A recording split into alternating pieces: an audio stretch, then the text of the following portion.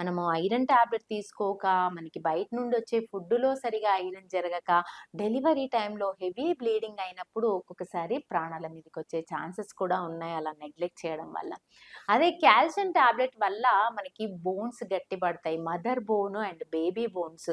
ఎందుకంటే మదర్ యొక్క బోన్స్ నుండి మదర్ యొక్క కాల్షియమే బేబీ తీసుకొని బేబీ బోన్స్ గాని, బేబీ గ్రోత్ గాని కాల్షియము మదర్‌ది వాడుకుంటది.